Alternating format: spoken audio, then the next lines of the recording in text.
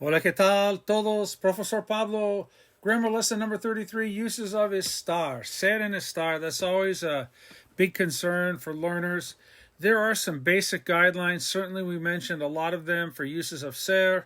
We're going to mention some now in uses of estar. There are always going to be some nuances and maybe exceptions. And so as you listen to Spanish language on TV, with music, the people with whom you speak, you read and you see ser and estar used, you're going to get better and better yet. Our first usage is location of people and objects.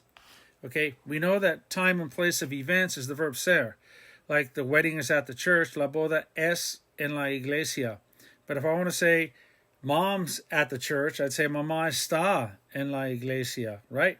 If I want to say the dog is outside, I'd say el perro está afuera. The money is on the table. El dinero está en la mesa.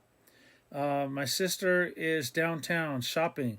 Mi hermana está en el centro de compras. Location of people and objects. Number 2, temporary conditions like I'm tired, estoy cansado, mom's sad, mamá está triste, it's wet, está mojado, it's dry, está seco. Temporary conditions, they change. It's open, está abierto, está cerrado, it's closed. Number 3, how something or someone looks. Wow, you get a picture of your friend and it's a girl and you look at the picture and say, wow, you look really pretty in the picture. You'd say, estás muy bonita en la foto. Estás muy bonita. To say how something looks, you use the verb estar. You look in the mirror yourself in the morning, a guy, and you say, híjole, estoy feo. I look terrible. Estoy feo. The school yearbooks come out and you say to your friend, wow, estás muy guapo en la foto. You look very nice in the photo. Estás muy guapo en la foto. For a girl, estás muy bonita en la foto. Point number 4, you do not use estar right in front of nouns, right? Like you want to say like, es una casa, it's a house. You can't say está una casa. You want to say, she's my friend, ella es mi amiga. You can't say, ella está mi amiga.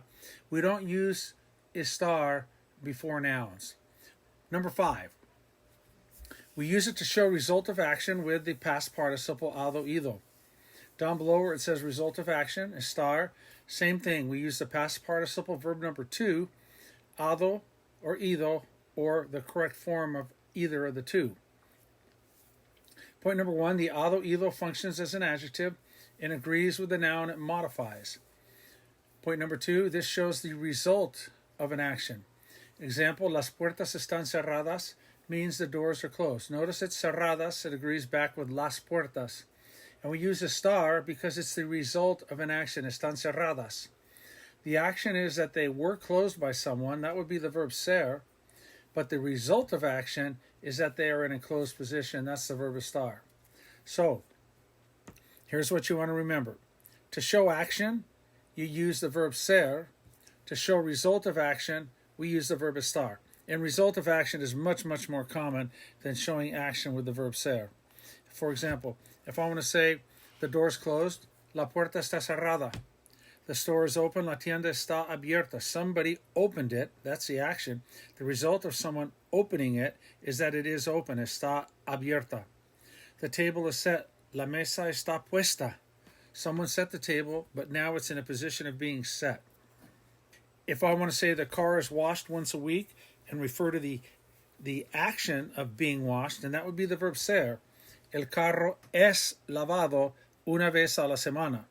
If I want to say the car is washed, like right now it's clean, it's sparkling, el carro está lavado. Let's say you're talking about a car lot and you want to say the cars are washed every other day. Los carros son lavados cada otro día. Your boss tells you to go out and wash your car, okay? And you make a general statement. Someone asks, hey, how often do you guys clean your cars?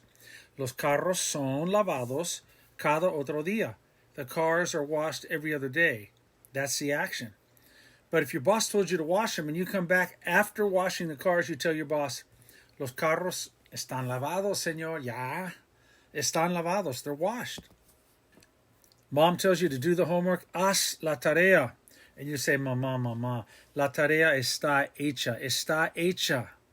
Okay? La cena está preparada. Dinner is ready. Somebody prepared it, but now it's in a position of being prepared, right? The result of the action. Point number 6, how food tastes. You put some food in your mouth and chew it. You go, está rica or está rico. Está sabroso or está sabrosa. It's tasty. It's good. Está bueno. It's good. Está bueno. Está buena. Again, your bueno, rico, or sabroso would agree with, if you're talking about la carne, then that's feminine. If you're talking about maybe ice cream, está rico. It's very tasty. It's rico and not rica because ice cream is el helado. They agree. Remember, Spanish is a very agreeable language. Point number 7, to show position. Like you could say he's seated, está sentado. She's in bed, está acostada en la cama. The dog is sprawled out on the floor. El perro está tirado en el suelo. And of course, like number 1, location of people and objects, position, it's very similar. Number 7, you could also say like it's up above, está arriba, it's down below, está abajo, it's outside, está afuera, it's in front, está enfrente, it's on the side, está al lado, it's down below, está abajo, it's between the car and the tree, está entre el carro y el árbol. Position, location, that's all the verb estar. Number 8, this is a big usage right here. With ando yendo, verb number 1, the present participle, the ing form. It's raining, está lloviendo. I am thinking, estoy pensando. We are working, estamos trabajando. Mom is reading, mamá está leyendo. And of course, estar can go in all the tenses, right? Can go in the VN4, the past preterite, the VN5, the past imperfect. It can go into the future and so on and so forth. But if you want to say what's happening, ¿qué está pasando? It's snowing, está nevando. It's raining, está lloviendo. It's really cold, está haciendo frío. It's getting cold, se está poniendo frío. They're eating dinner, están comiendo la cena. Mom's preparing dinner, mamá está preparando la cena. Estar with ando yendo, ing. Number 9, emotions. That's like temporary condition. A lot of these kind of blend one into another. She's sad, está triste. He's happy, está feliz. He's mad, está enojado. They are depressed, están deprimidos. They're happy, están felices. Mom is excited, mamá está emocionada. So with emotions, again, that's temporary condition because it changes, right? Let's go to number 10, how one feels. Like, yuck, I feel sick, estoy enfermo. I feel tired, estoy cansado. And again, emotions come in here to play again. I feel sad, estoy triste. I feel mad, estoy enojado. I feel impatient, estoy impaciente. Let's go to number 11, fluctuations and changes. When they talk about petroleum and commodities and changing prices, how they fluctuate, you could say, está caro, it's expensive. And that implies that the price can go up and it can go down. Like, hoy el petróleo está muy barato. It's very cheap, very inexpensive. If there's a shortage of steel in the country, temporarily you could say, wow, steel is very expensive. El acero está muy caro. You could say el acero es muy caro, and that's a characteristic. Acero, from day to day, it is expensive. But you say el acero está caro, you're implying that it's even more expensive now. Something has changed and it's gone up in price.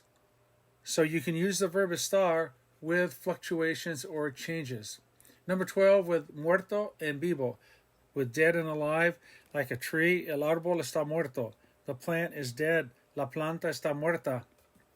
The batteries are dead. Las pilas, las baterías están muertas. Yeah. You want to say it's alive, está vivo.